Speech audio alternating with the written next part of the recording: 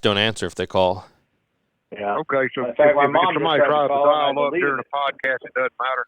No, yeah, we shouldn't be able to hear it on our end. You'll just see it. And, Okay. And, yep, it will be good.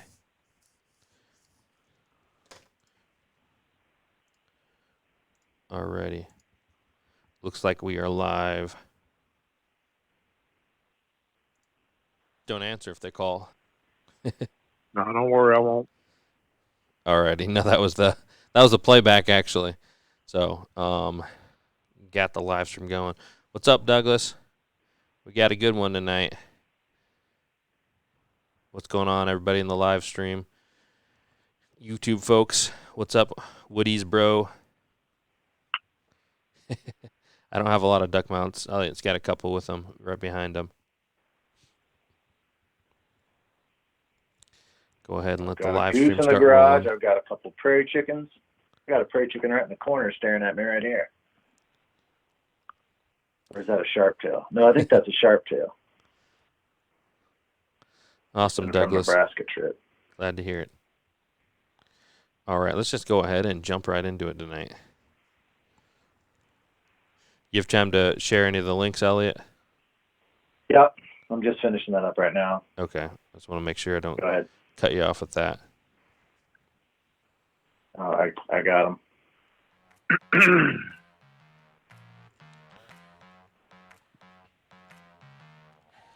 What's going on, folks? Thanks for joining me for another episode of the Duck Gun Podcast.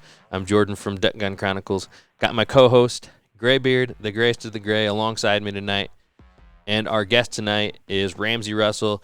He has traveled the world from Mexico to Argentina, all across Australia, and in his pursuit of ducks.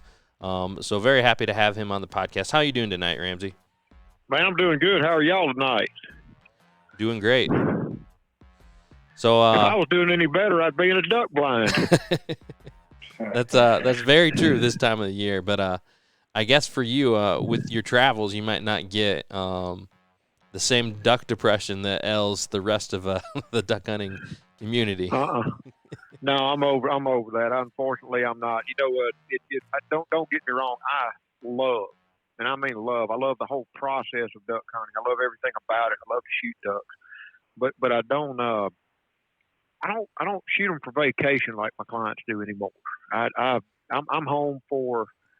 I'll be home for about a 7 or 8 week stretch, and that's the longest consecutive stretch of time I've been home for 4 years. And the ducks will wait. They'll wait that long. So no, I don't suffer duck depression too bad. Awesome. Well, so how many days a year do you hunt? How many hunts do you get? I don't know. You know, I think a very fair estimate of hunting to include travel. You know, getting somewhere, because a lot of places we hunt may take a couple of 2 or 3 days, days between hunts or something like that. But probably 200 on the low side the last 4 years, as many as 225, 230. My wife hung a calendar up. She hung a calendar up in the office, and she's going to keep up with it this year so we can get an official estimate. Cause we just ballpark guess. We don't know. It's a lot.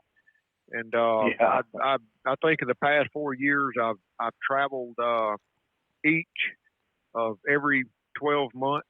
The last several years has been particularly hectic because we've not only been maintaining, you know, keeping the finger on the pulse of a lot of the hunt operations we work with and have worked with for 10 or more years, but then came the onslaught of quote discovering unquote different hunting locations. You know, it's like a lot of our clients are trigger pulling vacation, which I mean just go out and have fun and shoot a bunch, and a lot of our clients are chasing unicorns.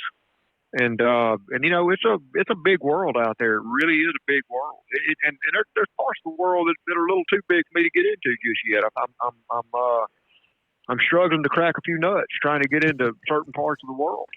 But we just keep trying. So you kind of alluded with the places you work with and the clients you have. So kind of go into I guess a bit of detail on what exactly you do.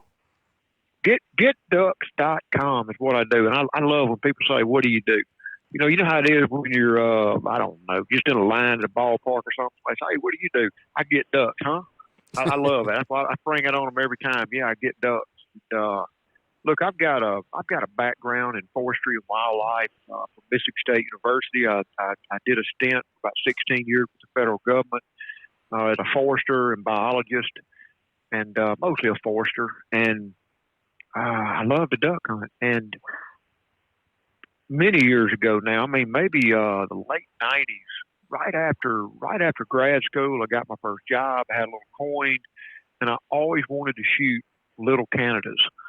And a friend and I, a professor and I, booked a trip up to Saskatchewan, and it was a just complete and utter unmitigated disaster. I mean, it was looking back now, you really can't make up some of the things that went wrong. I mean, we were placed with 4 great guys from Michigan. I mean, really good guys. I've lost contact with them 20 years ago. I wish I could meet those guys again because they were such fun guys to hunt with. And we were told there were no snow geese, none at all. There's no snow geese.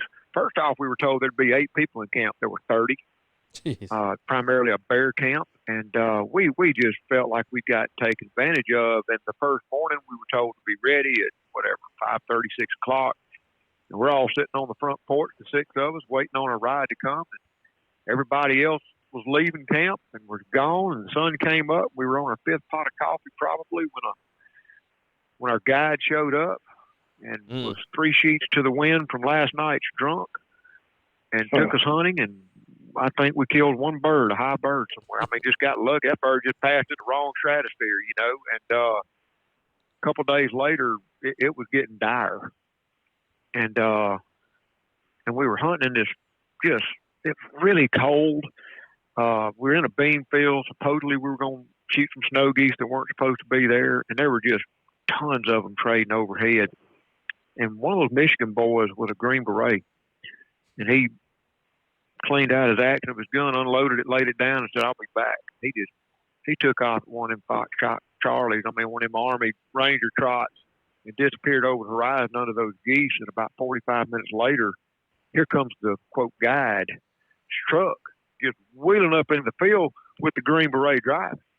And he whooped up in the decoy and said, grab a decoy, let's go. And man, he had followed those geese to where they were going, and it must have been 5 square miles of snow geese. I've not seen anything like it. The year was 1998. It was the first year you could shoot 20 snow geese. And there was a hail damaged field on a native reservation on one side of this great big hilltop, and there was a massive water roost on the other side. And we kind of drove off in the field, and then the geese just parted like, Moses parting the Red Sea. We threw out, 4 or 5 dozen decoys and shot 30 or 40 snow geese, but we watched what those birds were doing, and they were trading from the water to the hail damaged field, just trading over this hilltop. We just got the heck out of Dodge, hatched a plan. And I never will forget one of those Michigan boys telling that guide that if he wasn't at our place before daylight in time to pick us up, he'd be buried somewhere on the horizon. And we stepped outside the next morning, and the truck was running, and that boy was stone cold sober, ready to take us goose hunting. And we shot 120 snow geese in 71 minutes.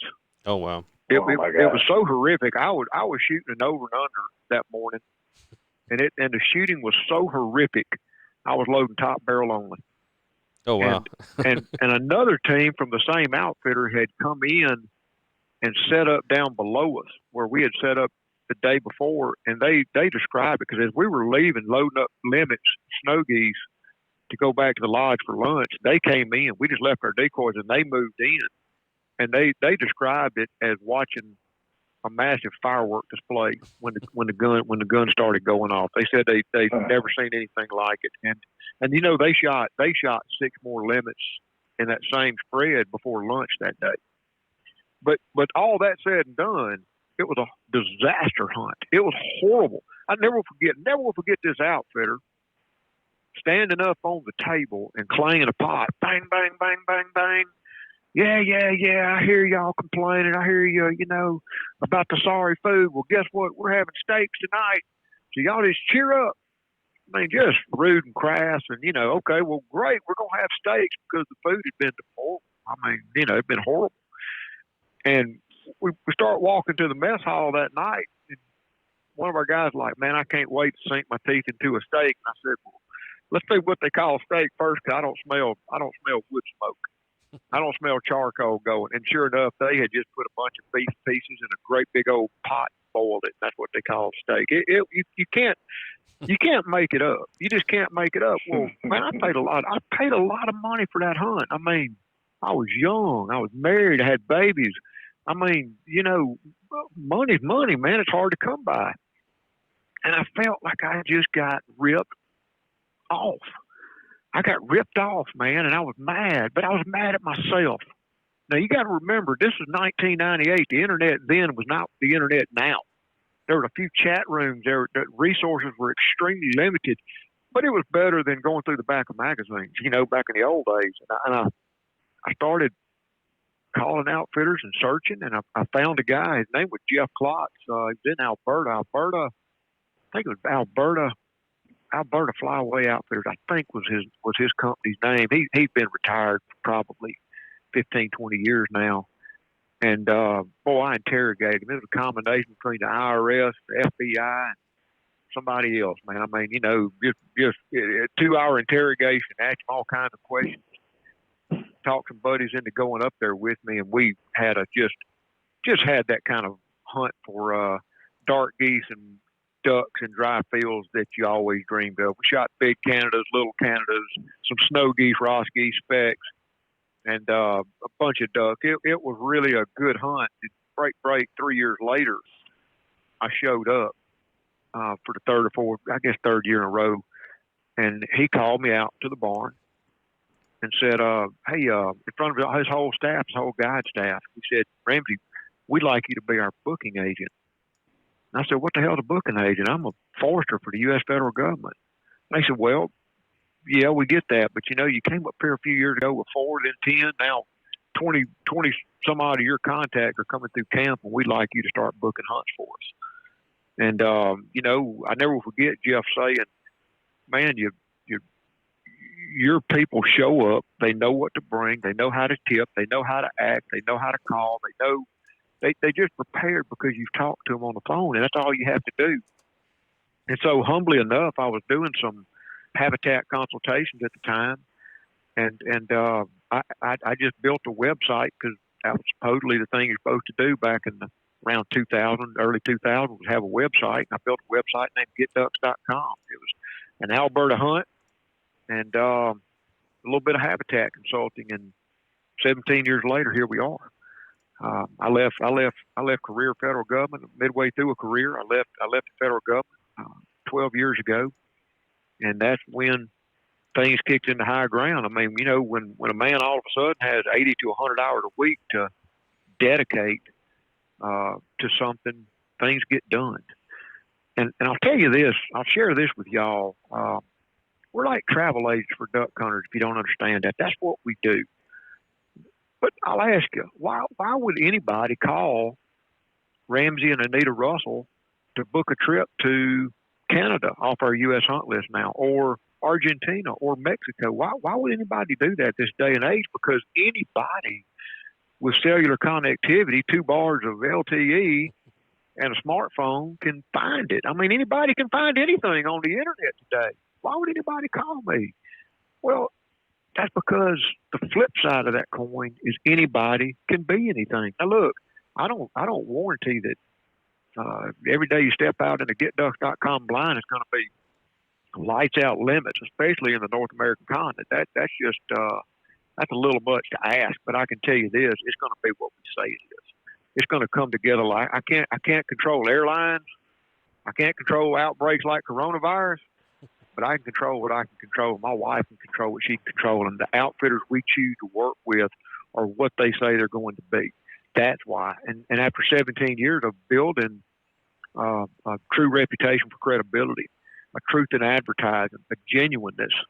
Let me tell you all this. I don't know how y'all's morning starts. Here's how my morning starts. I wake up and I pick up my cell phone like everybody else in the world, and I look at my calendar. And I don't have a photographic memory. If I have 20 clients in travel status, I can't recall that, but I'm aware. I'm aware that Jordan is in travel status today. I read it. Boom, I look at it. Who's where? And if I haven't learned but one thing in 17 years, if someone calls me and I know they're in travel status, everybody's in my phone. It doesn't matter if I'm sitting on a tractor or sitting in an airport or sitting at home or sitting at the office. It doesn't matter where in this world I'm sitting. All my clients are in my phone at all times. And when somebody calls me and I know they're in travel status, here's what I know for a fact. They're not calling about. They're not calling to tell me it was the best margarita they ever had and they just shot a double-banded bird. That is not why they're calling. They're calling to tell me we're stuck in an airport or somehow the wheels have come off the tracks. Can you help? And we hear so much about it. As recently as a week and a half, 2 weeks ago, a client came in from Azerbaijan. He got into a little of a customs, just, I don't know if the guy was inexperienced or didn't know what he was doing, probably a little of both. But he needed somebody to call at 10:30 at night, and we were able to help him. And that's what we do. You know, that's in a nutshell what we do. We kind of the model of booking agent, quote unquote, that GetDuck.com is built on. Back in the old days, it worked like this. There wasn't an internet, and so a booking agent would go meet a quarter of a dove outfitter. And there was really no other way for that outfitter to market himself but going to conventions, maybe a few magazine ads, and that was just kind of it. And they had to market by the short hairs now. I mean, you know, they did. It was rape, pillage, and plunder back in those days, and little accountability. And it's like, you know, the way it would typically work is, here's my hunt, here's my product, and take it or leave it. We'll pay you a commission. And humbly enough, that's how we started. And about 15 years ago, I met the right partners down in Argentina, and they had a few French and a few Italian clients. And we sat down after dinner, after a couple glasses of wine, we sat down, and they did something a little differently. They broke out a notebook and a ballpoint pen and were ready to take notes. And they said, Mr. Russell, we've been doing this for years, and we've dealt with European hunters, but we've never had American guests like yourself. Tell us exactly how you want this hunt to run. Well, you know what? After 10, 12 years of dealing with American clients, I knew what my clients expected of a hunt. For example, we don't eat dinner at 10 o'clock at night. Latin America does. I mean, Argentina, they eat dinner at 10 o'clock, 11 o'clock at night. That's just how they roll. We eat dinner at 6:30, 7 o'clock. We come in from hunting, take a shower, have a cold drink, and we're ready to eat dinner and go to bed. Am I right? You know, just little things like that. And so from that point, when we were able to go in and fully customize a program based on what we knew from client feedback for more than a decade, our clients wanted and expected of a hunt, that was kind of when our model changed completely. We represented a lodge at one time that I would describe as a very elegant operation, very, very elegant, very, very expensive operation down in Argentina, very heavily advertised to this day. And something interesting was that after 7 years, I never had a client repeat book. Never. I never had a client, no matter what they rode or how good a time they had, they never rebooked that trip. And that's disturbing. You know, for a lot of us, going on a trip like that's once in a lifetime. For a lot of my clients, it's every year or more. And they're just at a place in life. They're retired. They're liquid. You know, they've sent their kids to college. They've paid for their home. They're bored. They've got time and money to do these kind of things. And we we realized one year at convention, a guy walked into the booth, and he described what he was looking for, and I put two to two together.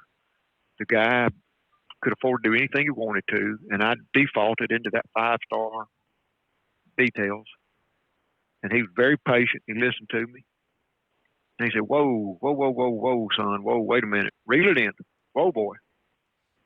And he said, you got me hung on the wrong peg. I said, sir? He said, let me tell you, boy. He said, there's not a lodge in that country that rivals my guest house. Not one. He said, there's not one down there that rivals my guest house. He says, but if you want to come to my duck camp, it's a 10-by-70 mobile home on some of the best dirt in the Katy, Texas prairie. My granddaddy moved it in. If you want a place to sit at my camp house, to eat dinner, to eat that ribeye steak off a paper plate, you're going to pull a lab off the couch. He said, so what I'm telling you, son, I want to go on a real duck hunt. I want to be among real duck hunters. I want an authentic experience. If I want all that other baloney, I'll take my old lady to Italy. Man, it was like a slap on the face. I'm like, holy cow, he's right. And so we started going out. I started going out. I had some associates at the time that were deployed, and we spread out over the country, weeks at a time, and put our feet under a lot of tables at a lot of different lodges, and began to put together a portfolio of Argentina hunts, then Mexico and other places around the world that represented what we feel like are real duck hunts for serious duck hunters. I can't tell you how many times I've used that line, because people do call up and they do. I mean, I do get on the phone with somebody, and their first real serious 30-minute line of questioning is about accommodations, and they want something like the Hilton experience or the Four Seasons experience. And I'll tell you all this after nearly 20 years in the business. I'll tell you real quick. I've used that line a million times. If you want all that mess, take your wife to New York City, take her to Paris. You want to shoot a bunch of ducks, call me. Because that's what we go for. We go to duck camp. And if it happens to have 5-star lodging, well, great. But you know what? Most of them don't. Most of them are duck camp like I think of duck camp. There's not a lodge we hunt in the world that I wouldn't be just happy as a pig and slop to pick up, put in Mississippi and call duck camp. They're fine. They're great. They're comfortable. They're warm. They're clean. But they're duck camp. They're 10-by-70 mobile homes. I'll tell you that. They're nice, little estancias, but they're not opulent. That you don't need edible art. That's not why people travel halfway across the world. Now, break. Argentina, Mexico, those are trigger pulling vacations. You're always going to have fun down there. Always have fun relative to how we hunt here, especially in the deep South Mississippi. A lot of our hunts are way off the beaten path. It's kind of like as we became more mainstream and we gained more clients, we became more involved with Safari Club International, Dallas Safari Club, some of these other types, we began to cultivate a client type that was what I would describe as very serious, a very serious duck hunter. Now hold that thought, because let me tell you all this, what I've learned traveling 6 continents duck hunting. There's no form of human race on earth as serious about duck hunting as Americans. We are the most serious. We are the most hardcore. We are the most obsessed. And frankly, I think we're the best duck hunters. I really truly believe that. We have elevated every single aspect of duck hunting to art form. Our decoys, our ammo, our camo, our gear, our waders, our guns, our boats, our motors, every bit of it is just space age art form, functional art, all about shooting the duck more comfortably, better, longer, colder. You see what I'm saying? That's us. We really did write the playbook, I think, of what passes as duck hunting a lot of the world, and we slowly but surely have cultivated what I believe are the 1 and 5 and 10%ers within then. I mean, serious guys. There's a lot of folks out here that are collecting 41 species in North America. I think they're 50 to include subspecies. What do you do after you've collected that 41 or that 50? Go play golf? Heck no, man. It's a big world. But people start coming to us, and I've got probably a client list of 2 or 3 dozen clients that you never know what the phone's going or email is going to bring tomorrow, or what I'm going to stumble across out there traveling, or just talking to people around the world. We stumbled on Azerbaijan a few years ago, and it seemed like there were decent prospects at shooting red-crested pochards, ferruginous pochards, common pochards, tufted ducks, Eurasian widgeons, kind of some really cool birds that, without getting too far off into Asia, which is a tough nut to crack, there's hardly any hunting down there to be had, we could pick up some of these really cool unicorn species. And when I find those hunts, I've got 3 dozen ready-made clients ready to go for that next big adventure. They've done all the rest of them we've got. Now they're looking for those other species. And I saw that on your website, that Azerbaijan. Where is that exactly? Yeah, that's a good question. I had to look it up on a map myself. And Azerbaijan is a it's formerly Soviet bloc, USSR, Soviet bloc, Russia, and but it is located on the west bank of the Caspian Sea, east of the Caucasus Mountains in Turkey, north of Iran, south of Georgia, not the state, but the former Russian province, south of Russia. So it's just right there, kind of in that Middle East hub, and it's an amazing country. Right now I love it as much as any hunt I've done. I like wild. I like wild. I like new. I like real fundamental duck hunting. Is what I find out I like. I like real old school fundamental duck hunting, and I've never been anywhere like Azerbaijan. So kind of hitting on that, you're saying like wild, you love those wild hunts, and I know you said previously, or maybe I saw it in one of your films, but it took you, some of those places, it takes you multiple days to get there. So. Oh yeah, look, Azerbaijan. I think by the time I kiss my wife on the cheek and step into the airport, to the time I set foot in a hotel room in Baku, which is the most beautiful city I've ever been in, I bet it's about 35 hours. And that's a long stretch. And then there's other places you can go. 40 hours a lick is you start traveling halfway across the world. There's just no easy way to get there. But you know what I like, in a day and age, technology is very, very good. Who can live without it, right? Why live without it? But you know what I really find myself liking in duck hunting, maybe it's a function of age. I like the hard-boiled fundamentals. You know what? You don't need a $3,000 shotgun, 3.5-inch shells at $2 a trigger pull, $79 fully fuzzed decoys, a $40,000 boat, a $50,000 truck, a $600 ice chest, a $2,000 retriever, blah, blah, blah, blah. You don't need all that to kill a duck. You really don't. I mean, you really don't. Yes, it makes it more comfortable. Yes, it gives you advantages, and I'm all about stacking odds of my advantage against a wily mile mallard. But I really like the fundamentals. You know what I'm saying? Because we can load the truck with as much technology as we want to, and it will help us and keep us more comfortable and make us more productive. But it does not substitute for the fundamentals of duck hunting. I look at it like you give an 8-year-old a $500 aluminum bat. You know what?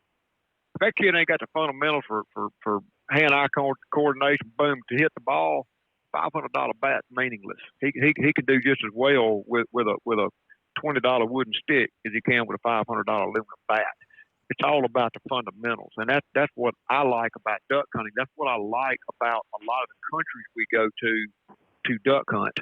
Azerbaijan, we stay in this little farming community. We get up every morning. We drive 20 minutes to a big old wetland out there, and the staff is just poor country people, but they know how to duck hunt. They market hunt. They feed themselves. They make a few extra dollars duck hunting.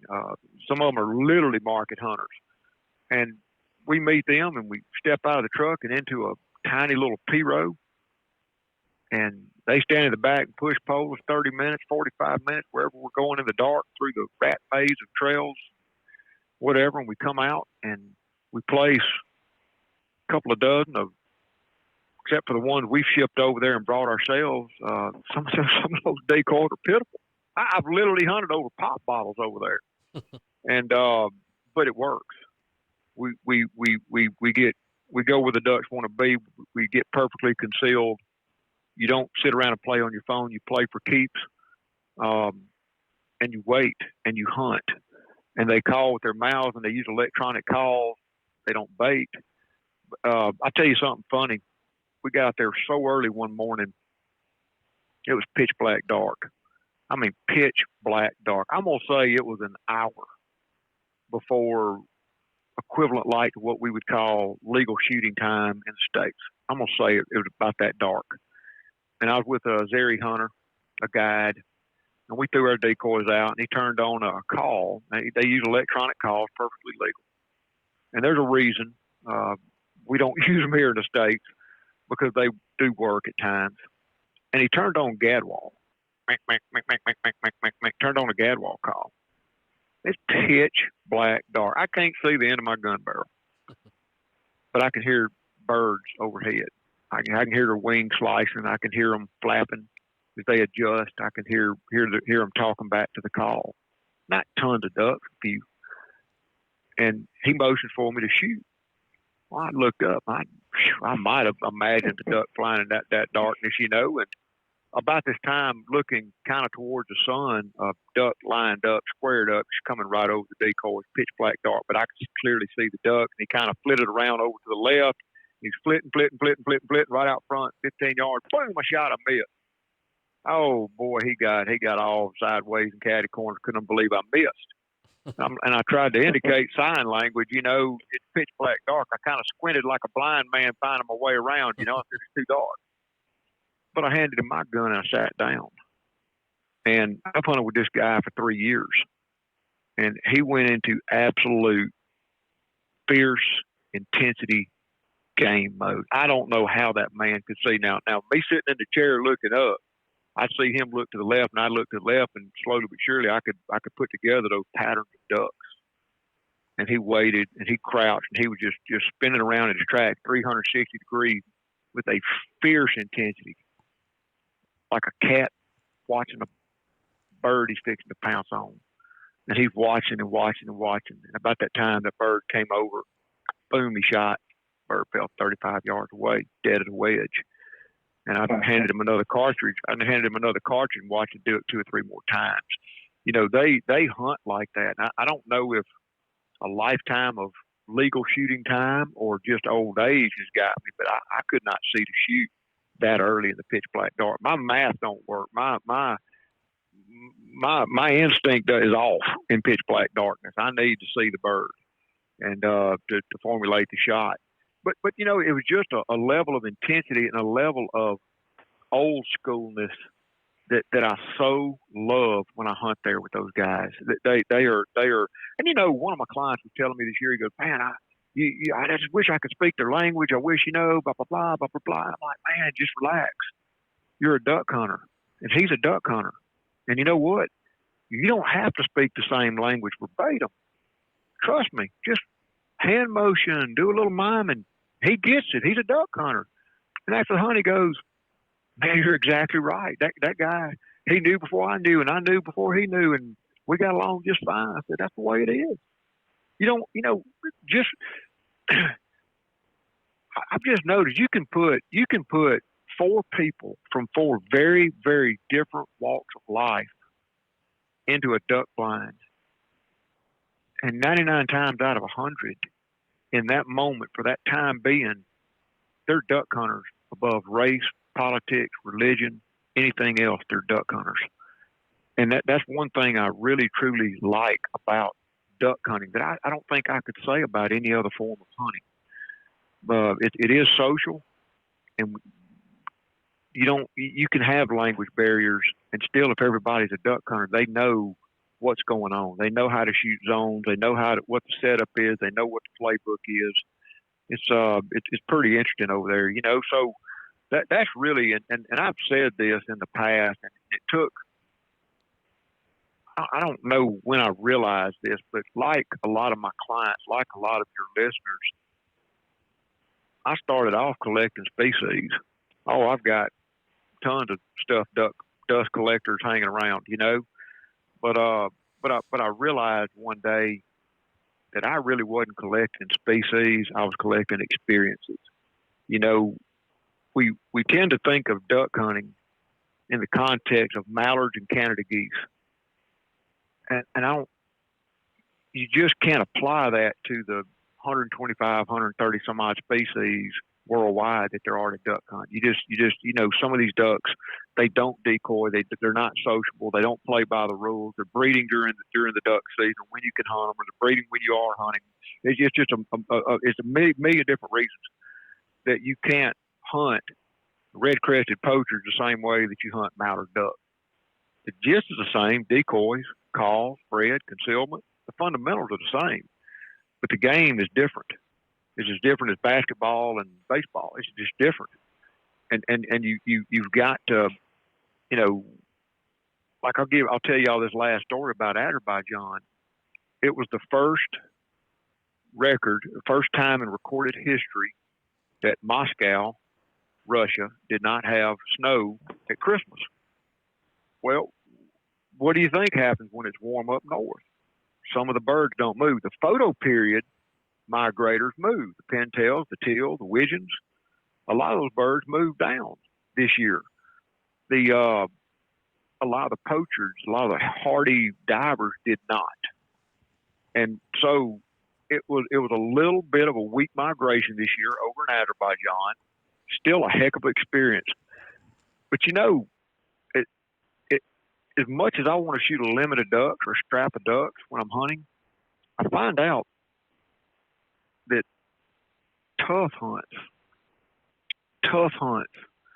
where I have to play for absolute keeps. I can't fiddle fart around. I have to sit in a blind intense. I have to be looking. I have to be ready at all times.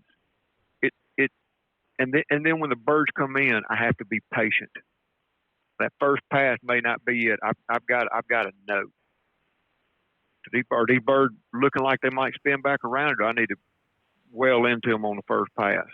Because they're not really set up maybe that first pass like I want them. I might clip one, but I'm not going to be able to kill more than one. So what do I do? Or they make a high pass high and they're looking.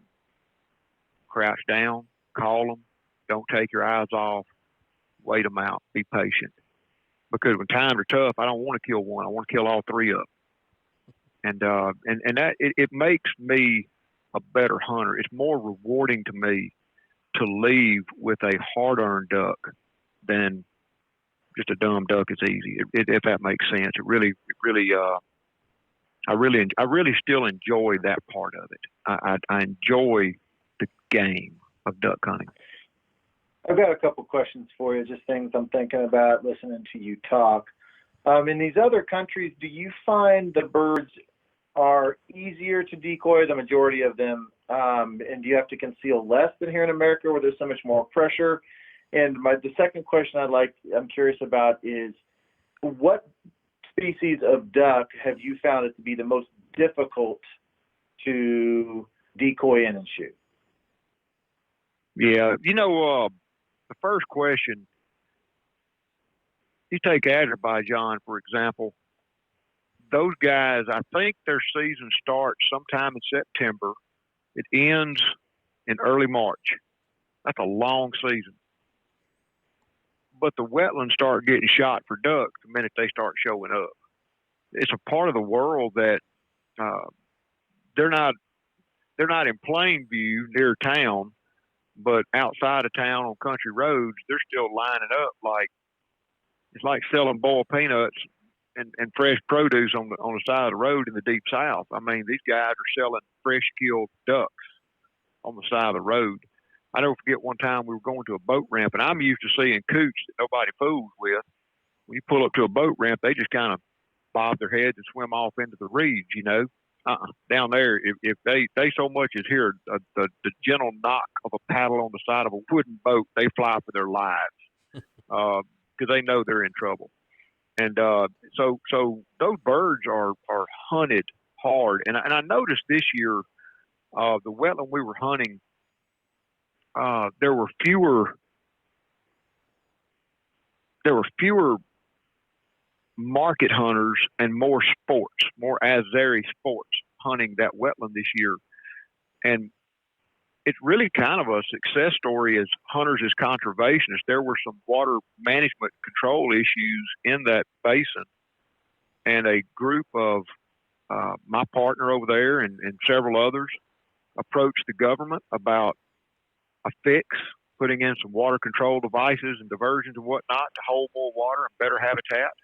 The government didn't want to spend money on it, so this private consortium offered to do it in exchange for increased management opportunities of who comes in and how it's hunted on this massive wetland. But I noticed something interesting. You think, well, there's less market hunters. And I'm not saying one thing or another. I'm just, gives me reason to think. I just wondered to myself, okay, what this observation here.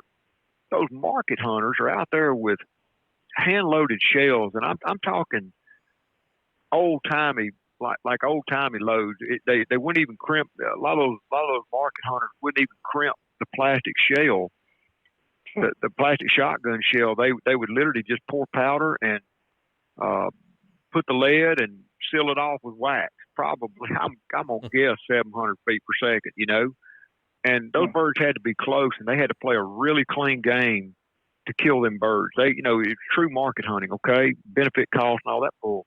Well, here come some of the recreational hunters, and I noticed they were just like a lot of people in parts of the world. They were shooting at anything, and I mean, I've always said, kind of tongue in cheek, it's not sky busting if something falls.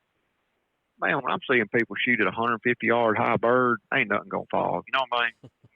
And I just wondered this year the difference I saw between the distinction between a market hunter and a serious hunter versus a sport. It was an obvious difference, and I felt like on the one hand, those ducks are very heavily pressured. You would see them flying differently. They were stale acting, but at the same time, if you were where those ducks wanted to be, and you were hidden, and you played a clean game, they came in. You just had to play a good, clean game and play by the rules and wait them out. And by God, when you got those opportunities, don't miss. That's a part of it too. Don't miss. You know, if 3 birds come in, don't shoot just one. Kill all 3. You know, that's part of it. And I do know what you're saying. Some places we go to, you know, ducks are ducks, and they're a prey species. I'll tell you one of the most beautiful hunts we lucked into one time. We were in Mongolia, and we were killing birds, and the operator decided a couple of us needed to go further north and explore. And we got up there, and it was still iced up, and a lot of the birds weren't there. And we had decided we were going to fall back to the first camp again.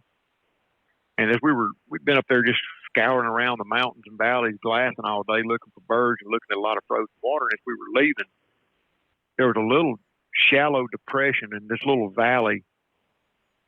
Oh, it must have been 9,000 foot elevation, but it's just where the snow melt had accumulated, and the water was about 12, 13 inches deep for an acre.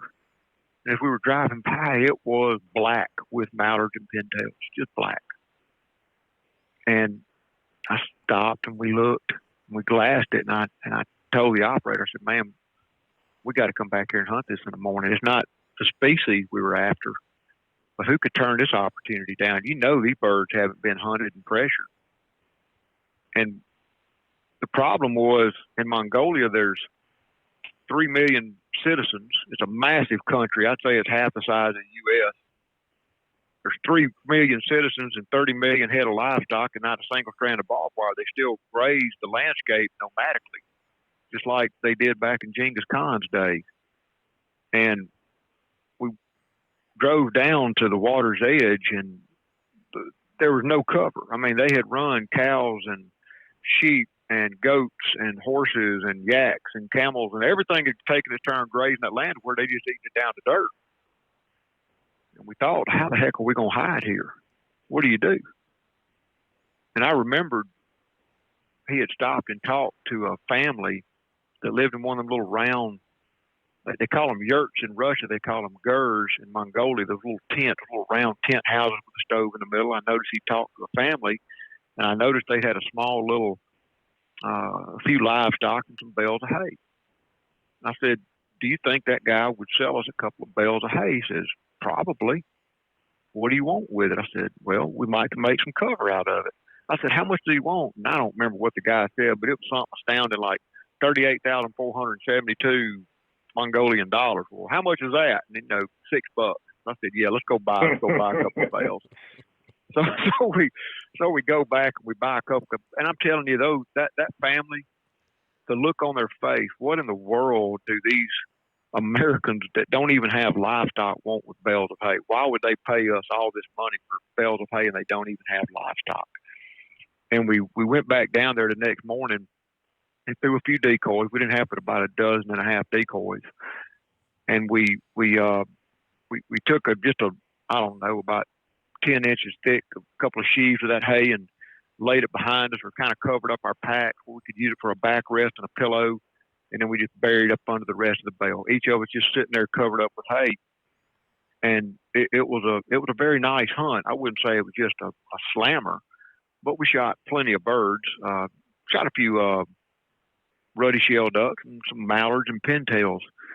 And Mongolia has zero duck hunting culture. Zero.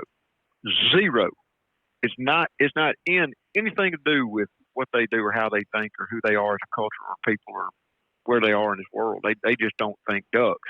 Now, our staff knows where to go. They know where there's water, and they know where the river is, and they know kind of how to glass and find and put you in ducks.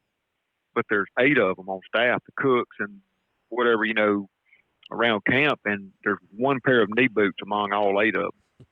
And it's the kind of hunt that you have to show up with your bag of tricks and your game plan and make it happen. And I like that. We go over there. We don't go over there to shoot mallard and pintails. We're over there shooting ruddy shell ducks, common shell ducks, bar-headed geese. The only place on earth I know to hunt them for us Americans, us Westerners still, and swan geese. And then Eurasian widgeons or Eurasian green wings, probably some gargany, occasional tufted duck, something like that. But we're over there for those big unicorn species, the bar-headed goose and things. And so, but we couldn't pass up this opportunity. And our host had gone back. He dropped us off. We'd set up. He'd gone about a half mile away, sat up on the side of the mountain, and sat in his truck drinking hot tea and watched us through binoculars. And as he came up after the hunt, we got out and waved him over. It was time to head back south. We waved him over, and he came up. He says, "That was amazing." I said, "What?" And he goes, "Those birds would come down the valley real high, and they get above you, and they start, all of a sudden, they just start circling right above y'all. And then they would sweep, and they'd hook, and they came right in." And I reached in my pocket and pulled out a call. Mac, Mac, Mac, Mac, Mac. His eyes got big. He goes, that's incredible. And he started looking at our ducks. And it was all drakes.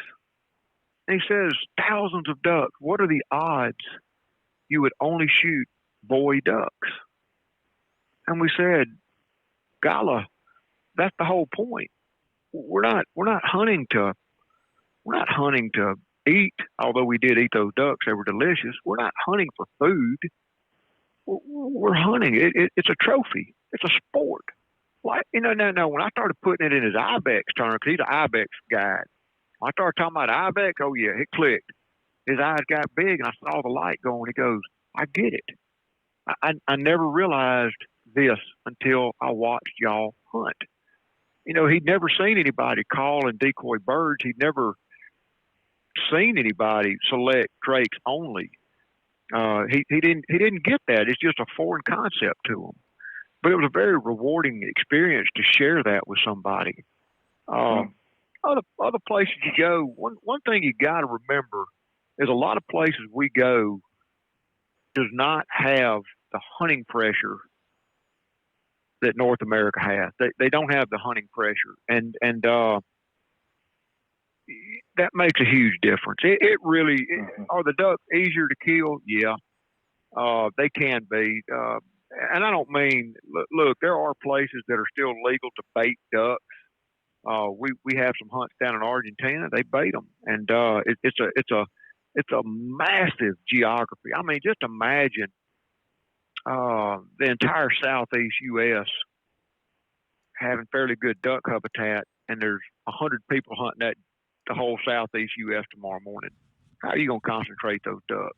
They bait them, But that's shooting ducks to me. It's not the hunt. It's not the magic. It's not the relationship that I crave to have with that resource. And that's the takeaway for me is, as for the hardest duck to kill, that'd be tough. I would just say that a stale educated duck, or a duck that I don't believe that ducks are smart. They've got a brain the size of a lentil. They react to a lot of environmental cues. They react instinctively.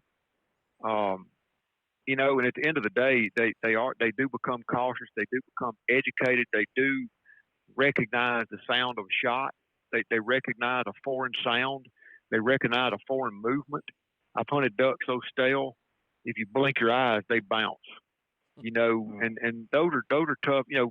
Ask my favorite duck. Sometimes I say it's the next one over the decoys. Other times I say the truth. A dumb duck. I like to hunt dumb ducks. Final answer. I'm saying dumb ducks are fun to hunt. They play the game. Yep, definitely. Well, man, that's a lot to think about there. With all your travels and all the duck hunting there. But yeah, I guess it's a passion that got out of hand. It really did. It's a slippery slope, and it got out of hand. And fortunately, we were able to make a living doing it, and a pretty decent life. We built a lot of tremendous friendships around the world doing this. But the world is a real big place, and I'll say this: as somebody, it's funny how a lot of times it seems like life tends to run a full circle.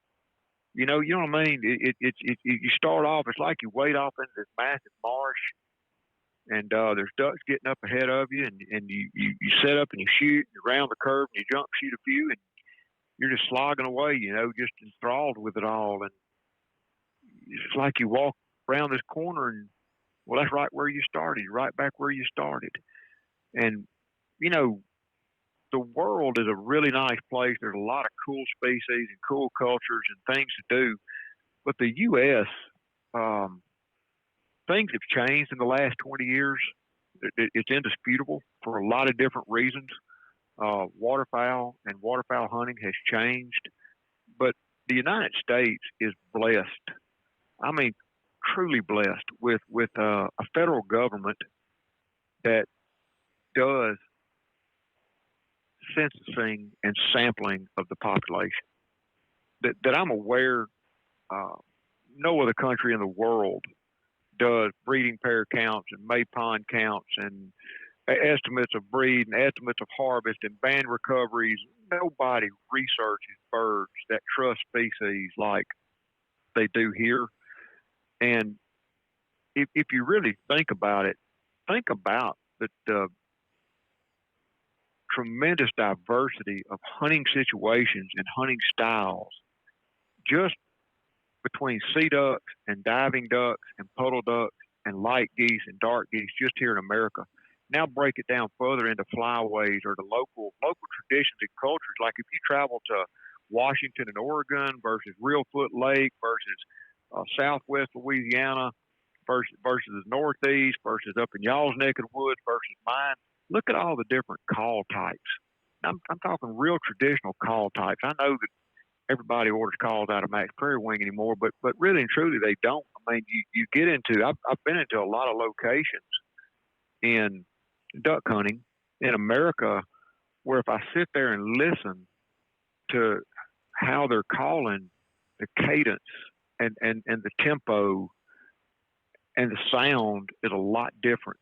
How they feed chatter and how they work the ducks is different there than it is 500 miles away, 1,000 miles away.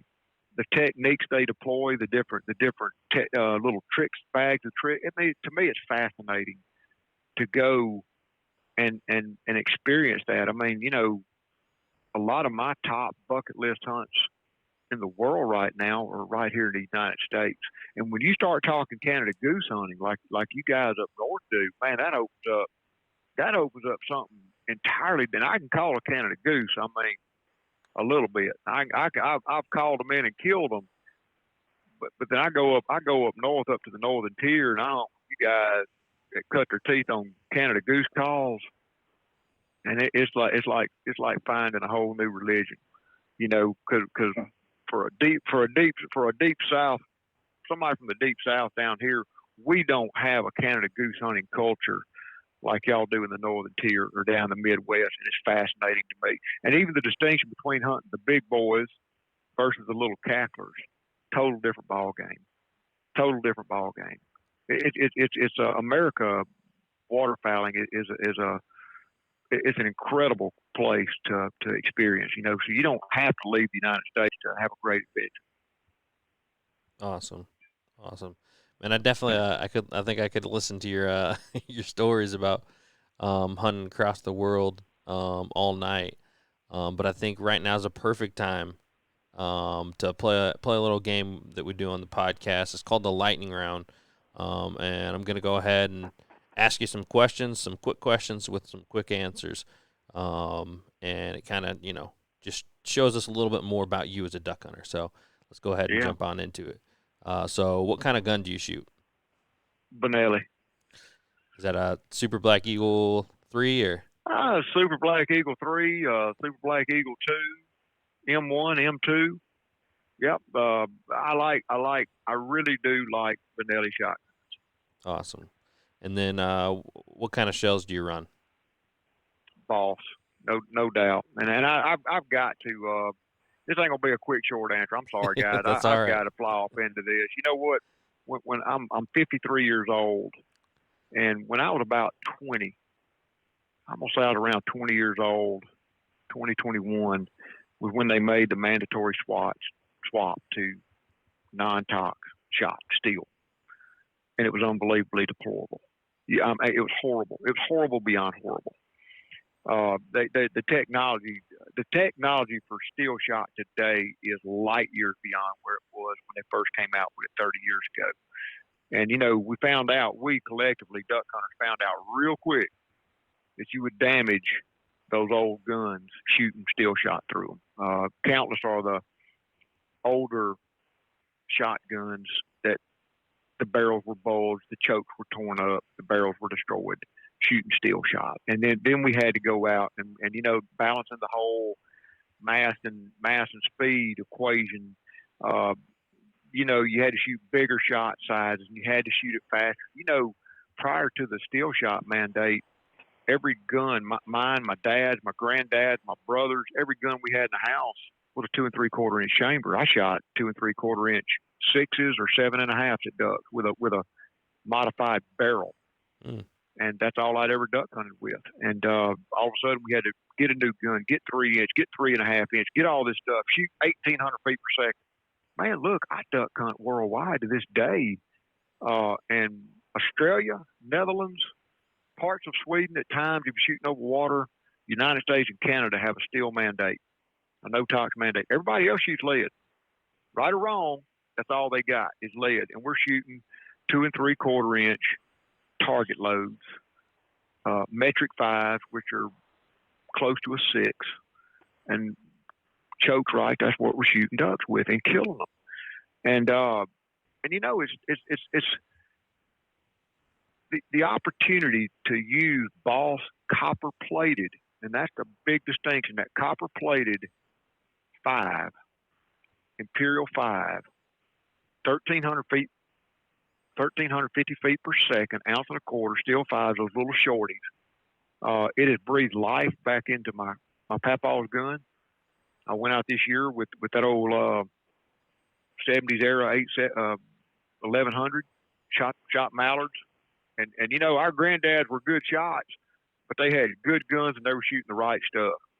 But where Boss shot shell speaks to me beyond performance, all of a sudden, 30 years later, here comes this company saying 2 3/4 inch of whoop ass, but their mantra is know your pattern, ethical shots, clean kills.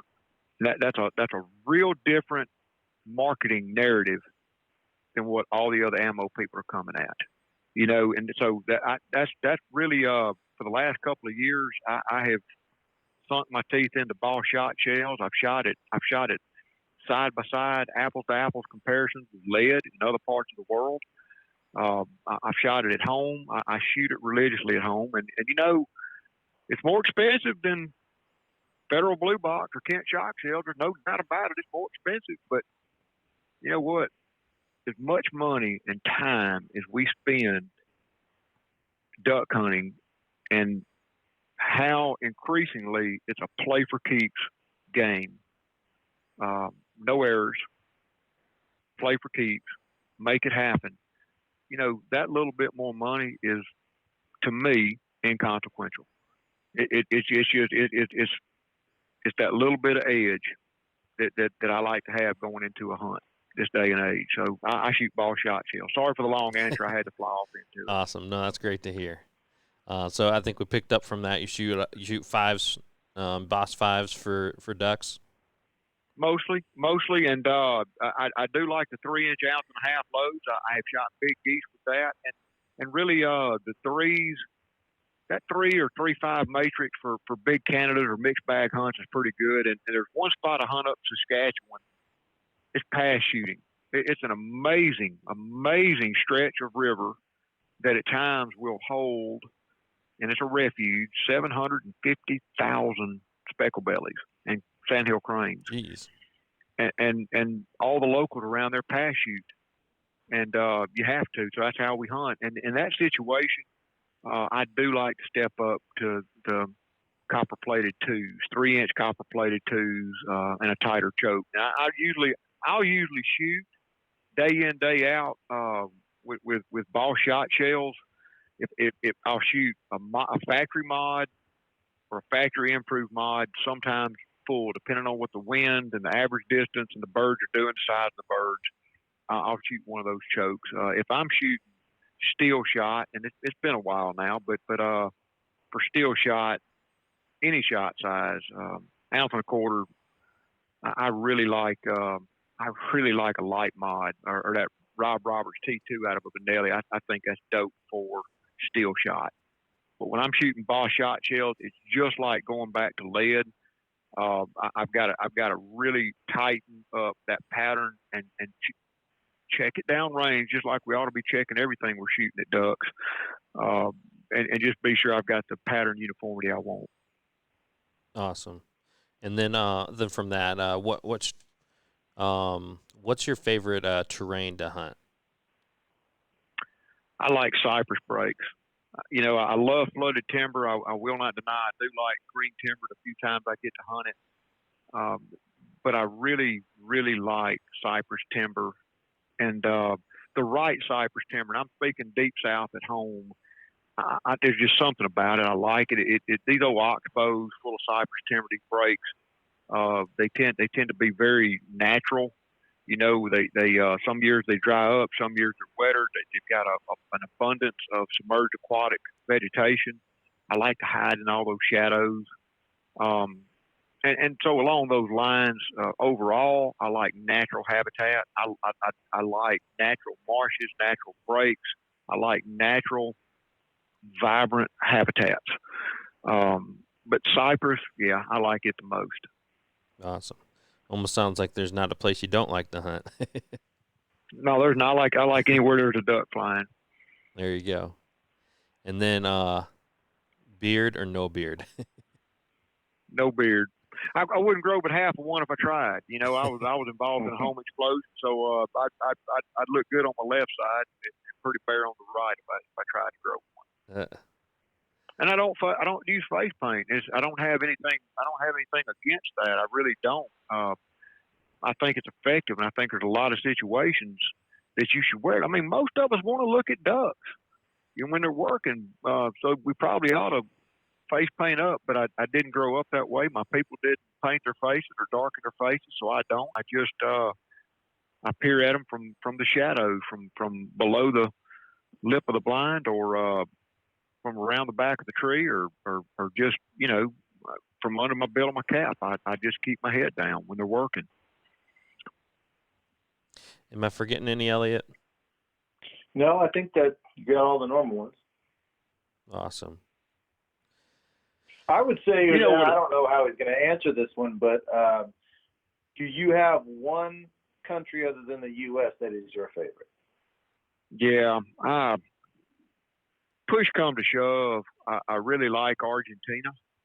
I really, truly like Argentina. I spend a lot of time down there. We've got a hunt, and it's not for everybody. I'll tell you the truth. It's not for everybody. We've got a hunt called Las Flores. That's for everybody. It's for everybody. Easy to get to, easy hunts. It's a trigger pulling vacation of epic proportion. But my favorite place, about 7 years ago, I was out just making rounds, absolutely just flying from the seat of my pants, exploring. I had a couple of clients in tow that sounded like a fun idea to them, so they came along. And plan A, B, C, D, E, F, G, and we found ourselves in one of the most incredibly remote marshes I've ever encountered on Earth. It's a very, very, very long drive to get there, and there's no shortcuts. It's an all-day drive into this place, and the last 50 or 60 kilometers is down a dirt road, unless it's been raining, and then it's mud. Last year it had been raining a lot, and it was four-wheel drive, crawling the entire way. Once you're there, you're at the edge of a 130 square mile marsh. You're 5 minutes from a duck blind.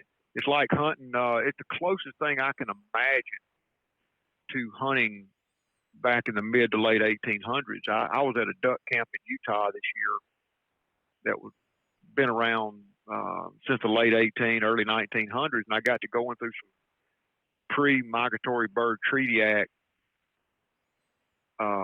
log books, you know, where the hunters came in and wrote down their bag for the day. And this would have been about 3 or 4 years before the Migratory Bird Treaty Act, the limits and all that good stuff kicked in. And you know, the numbers we're shooting down in that particular marsh or in parts of Argentina are comparable to those numbers. And but the place I really like to go, and I say this very sincerely, I intend to have my ashes scattered in that marsh. It's unlike anywhere I've ever seen, anywhere I've ever been. I go out into the marsh with a guide that knows where he's going. Very fundamental, very basic, very skillful. He's not a bird boy. He's a guide. And we go out and we build a blind and we hunt. It's just me and him. And it's just the most amazing thing I've ever seen.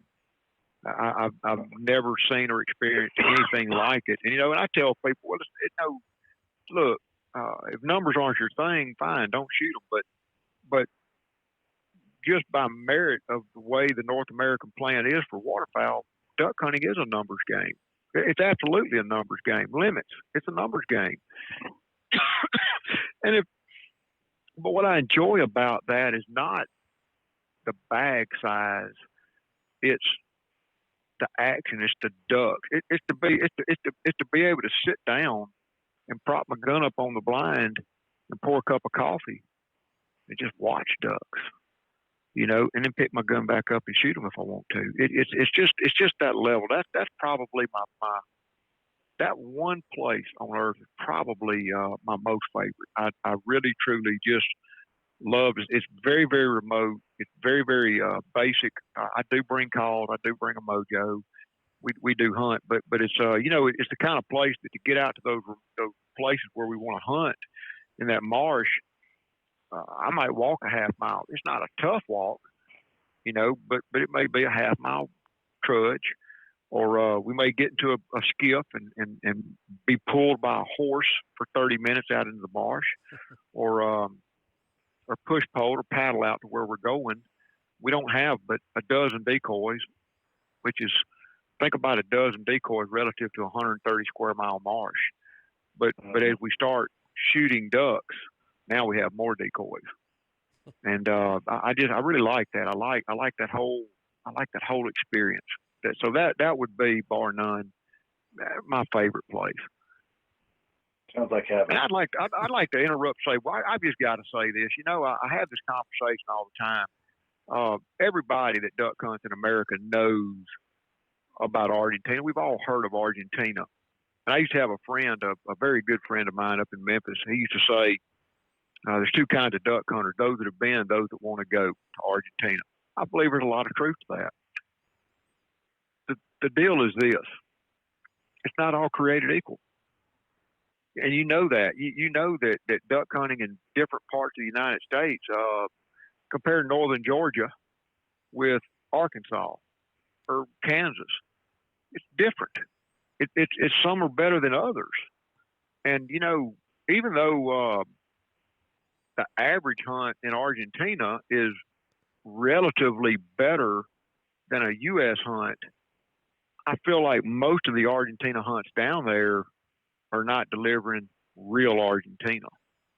I just, I've spent the last 17 years traipsing around Argentina for as long as 8 weeks, and I've seen them. I've been there. I've been to the different areas. I've looked, and I've just I feel like our portfolio represents real Argentina.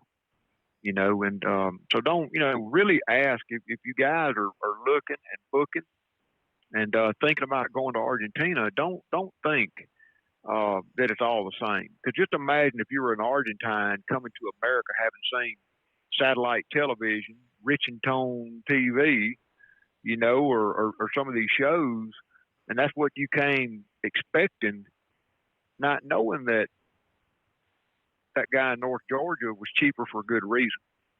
You know what I'm saying? Because there ain't no ducks to speak of compared to Arkansas. Just you gotta beware. That's my world. I don't know much in this world, but that's what I know is finding and doing these good duck hunts. So beware. Awesome. Well, definitely covered a lot, but I feel like we only covered the the tip of the iceberg on this podcast with you, man. And you definitely have some really cool stories. And before the podcast started, you told us if we handed you the mic, you'd walk across the stage with it and keep on talking. And you definitely held true to that. And man, there's some awesome stories there. And go ahead.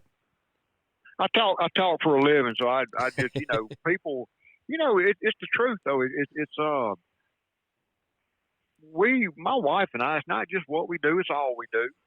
She's my business partner, my life partner, my business partner, and she is the brains of the operation. I'm a big picture guy. She's a fine detail person. And this travel stuff that we do is very, very detailed oriented. You think of the flight numbers and the times and just a folder. You just think about it. You're going to a foreign country that requires visas and travel and hotels and pickup times and delivery times. And one little typo, one single little miscommunication, and you're stuck in an airport without anybody picking you up, or you don't have hotel reservations or something. It requires a lot of detail and a lot of thinking. And our clients are going on vacation. We do this for a living. And but you know, it's a process and something we do, but we love it.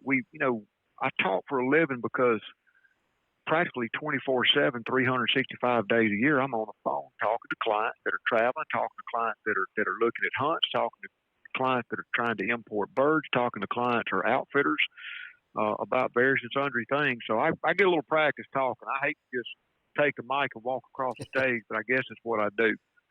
Well, you do it good, that's for sure. And real quick, I want to let our listeners know too.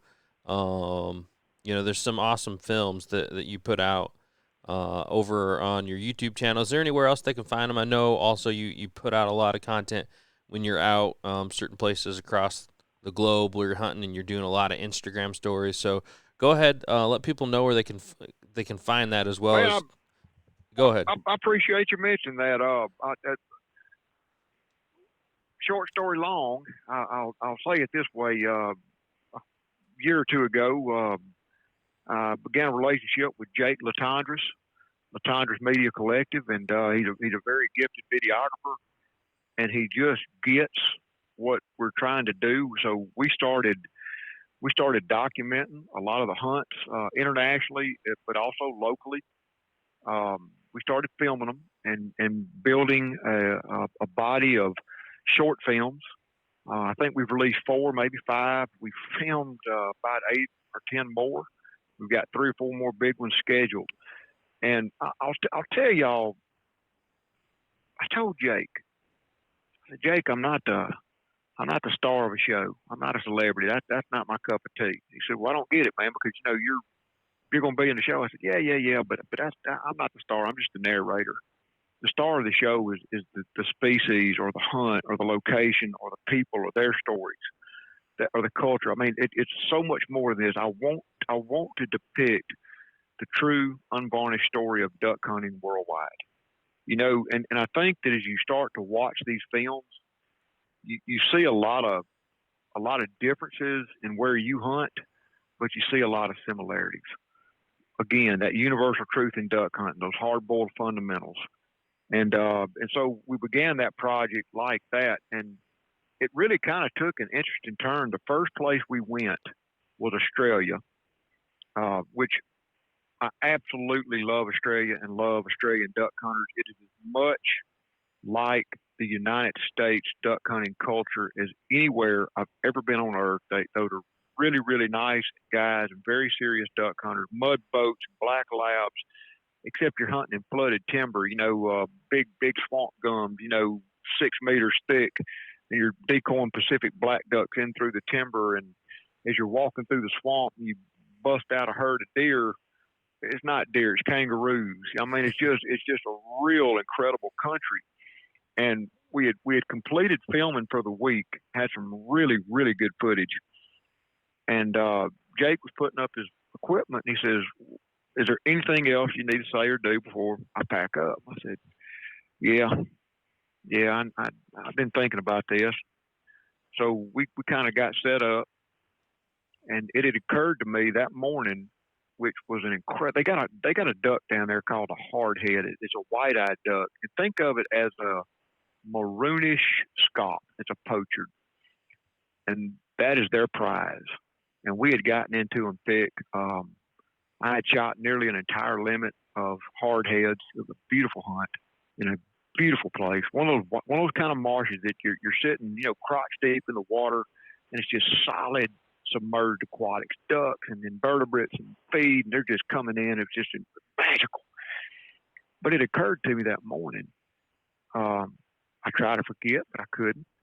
It just occurred to me midway through the hunt that was the 36th anniversary of my being involved in a home explosion and damn near dying. I had when I was 2 weeks before my 16th birthday, I was involved in a home explosion one afternoon. I died that night. The doctor gave me an 8% chance of 8% probability of survival, 92 probability of mortality. Somehow I beat the odds, and I'd never really talked about that. And I said, well, let me just say this on the camera, and we can use it if we want to. And we did.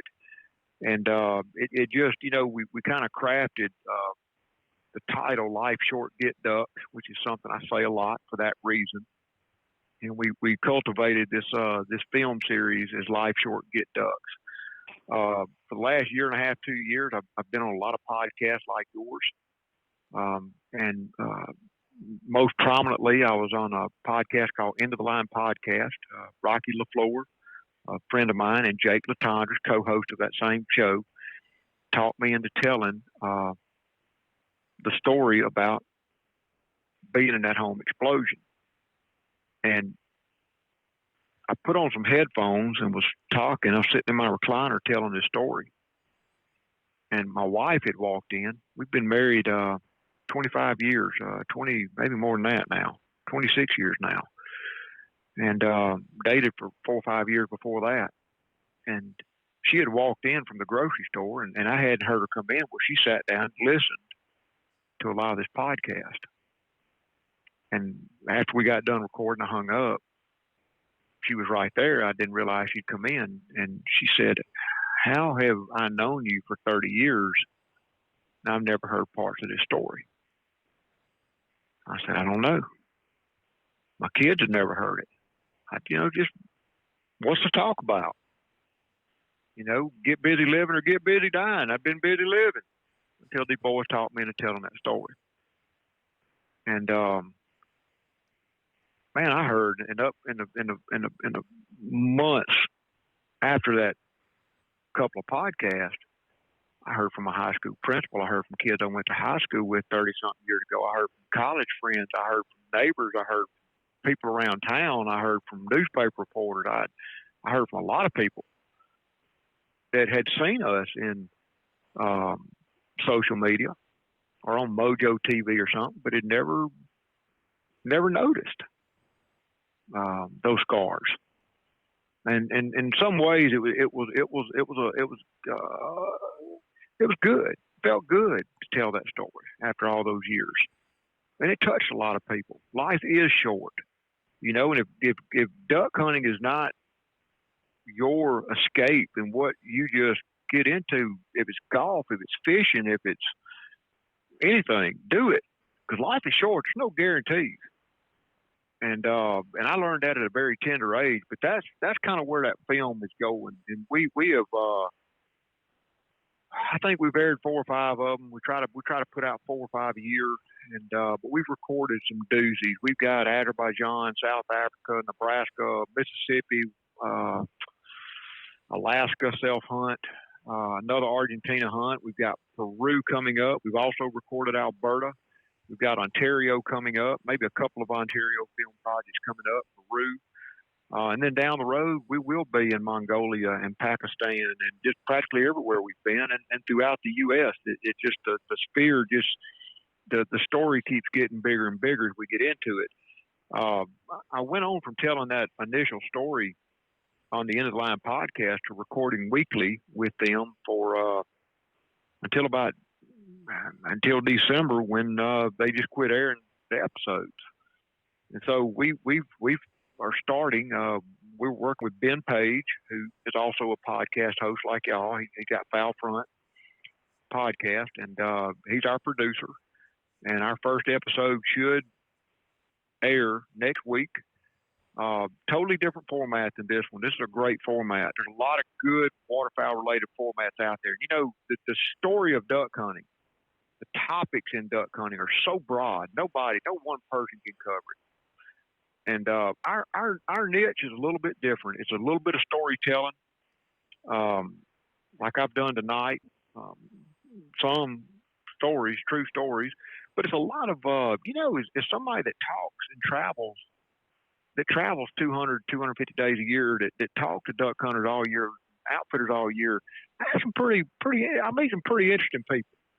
I made some pretty darn interesting people. And just imagine, just to think about the conversations you hear around the dinner table at hunting camp or in a duck blind. And then apply that 150, 200 times a year, some of the conversations you have.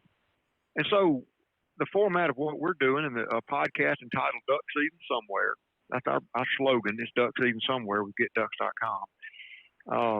we're having those conversations. The first episode is going to be take place in Utah. It's part 3 of a 5-part series of out there in the Great Salt Lake area. And I'll tell you, the next 3 episodes are going to be really, really good. The last 2 especially are 2 of my favorite from Utah. And then we've got a bunch of recordings that have taken place at conventions and around the world. And so, you know, if y'all don't mind listening to my accent and some of these stories, by all means, tune in, you know. Awesome. Yeah, that's great. Ben is a buddy of ours, so we're really familiar with him. So that's great to hear that you guys are collabing there and working together. And I'm sure I'll see y'all. You know, we all met. I remember meeting y'all at Game Fair. Yep. And I was hanging out with Boss Yacht Shelton. I remember we all went out and ate dinner that night. And so I was excited when y'all called. You know, golly, it's like I said already before. You know, you never know what the next phone call, the next you know, what's going to happen next. Right about the time you think you've seen and done it all.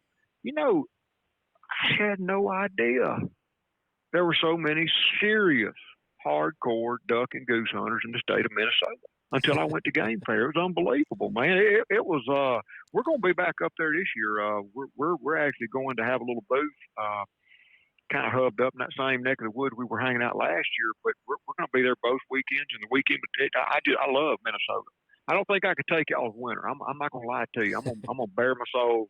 There ain't no way I could take y'all's winter, but I sure like Minnesota. I think it's one of the most beautiful states in the country, especially in the fall and spring when I'm up there.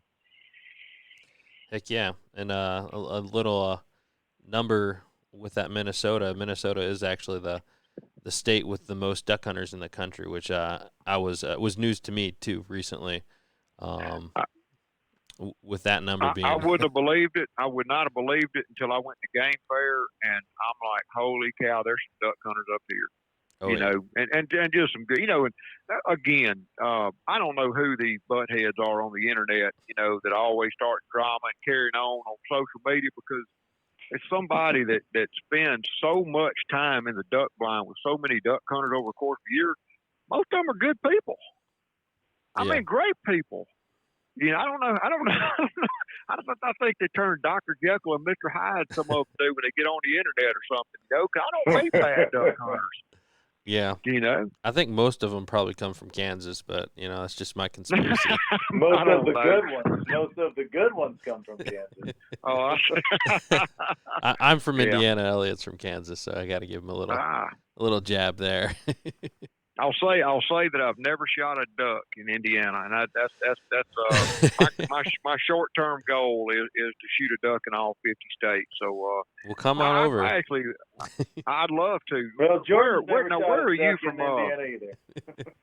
Have you ever heard of Kankakee Marsh in Indiana? Have you ever heard of that? Or? Yeah, no, I've been there, but I've not shot a duck there yet. I've only been there a couple times. Well, it's only 1% of the marsh remaining, from what I understand. I became aware of it while I was in Utah doing a little bit of historical research, and ran across that topic. And man, I was astounded to learn that, you know, that's where a lot of that good agricultural ground is. And they brought the drag lines in and drained 99% of that back in the late 1800s. And it was just shocking to me to realize that when they drain that marsh, biologists estimate that the entire North American continent suffered a 25% decline in migratory birds that year. That's astounding. Yeah. Yeah. Yeah, it's definitely a shame. I mean, it used to be the largest interior wetland in the U.S. Largest interior wetland. Yep. And they just like you said, they dug a ditch straight from the marsh all the way to the border with Illinois. Yeah, that's crazy, isn't it? Yeah, and I wish. So where do you hunt in Indiana now? How do y'all hunt? Where do you hunt in Indiana now? Just anywhere we can. You know, from small public marshes to the rivers to dry fields. Just a good mix of anything. Anything I can scout, find birds, and get permission on, or if it's public, scout and beat out the rest of the people, I'm gonna hunt it. In Mississippi especially, it seems to be predominantly private land. Private land is just a real Southern concept, I think. At least that's what we learned in law class and in forestry school. But I cut my teeth on public land.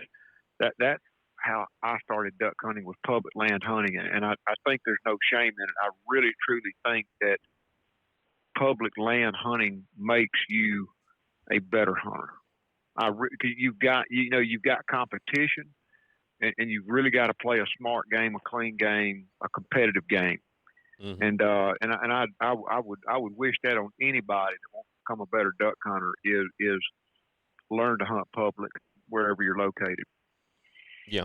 There's definitely a lot of joy that goes into that competition as well with the public land game. I agree. Too. I've never had a competitive bone in my body. Football, organized sports, I wasn't competitive until I was younger, much younger, about my son's age, and was hunting on public land, and I became competitive. I wanted to get those ducks. That'll do it. There's a rush with public land hunting. I'll tell you, there's definitely an adrenaline rush about it. It is. It's a reward finding your to spots, beating people to it. It's rewarding and frustrating both. It can be. It can be, but sometimes you are out there hunting public land, and your neighbors.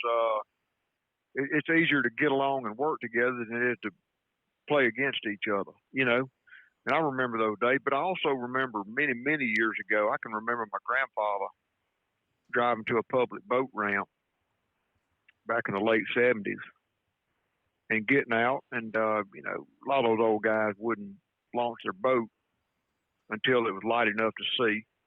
Because the ducks don't come until some of those habitats, the mallards especially, don't start coming in until 8 or 9 o'clock. But I can remember, grown men back in those days.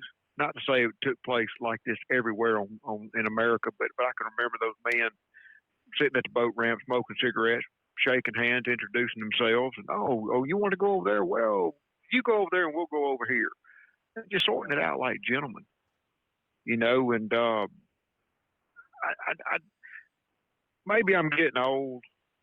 I'm a duck hunter. I'm an eternal optimist. I like people, and I have faith in humanity. I really, truly do.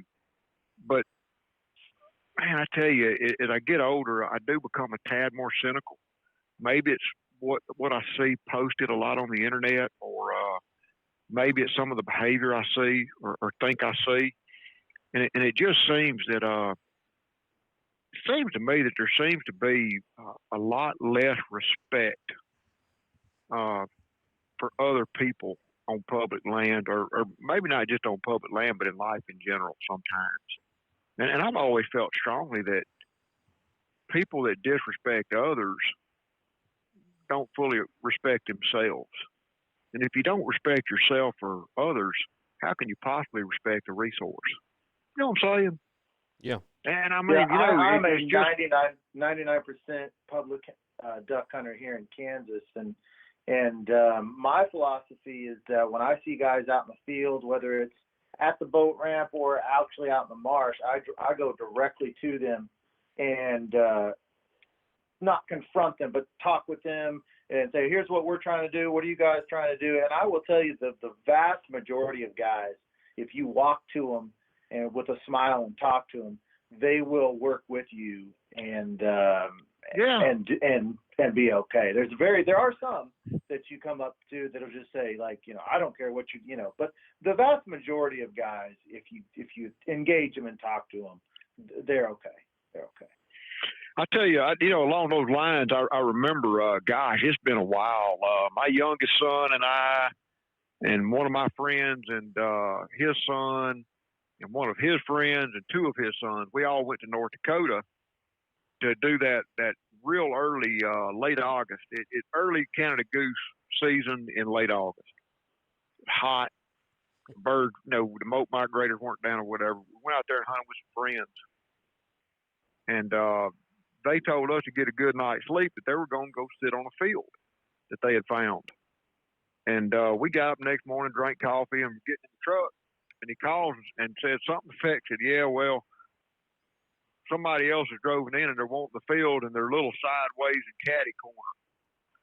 I said, what do you mean? He says, just if you come into the field and we're all still here, don't be surprised if somebody throws a punch. I'm like, good Lord, you got to be kidding me. Really? He goes, man, it's these guys are riled up. They want us gone. And we show up, and there were, I don't know, 3 or 4 of them, some brothers and brother-in-laws, and one of them, I think, was retired military, maybe a policeman. He was the biggest of the bunch, and he was a little riled. He didn't want to, and I walked up, and I shook his hand, I introduced myself, and I said, how many geese did y'all see out here yesterday? And they a bunch of geese. And I said, well, y'all plus us, why don't we hunt together?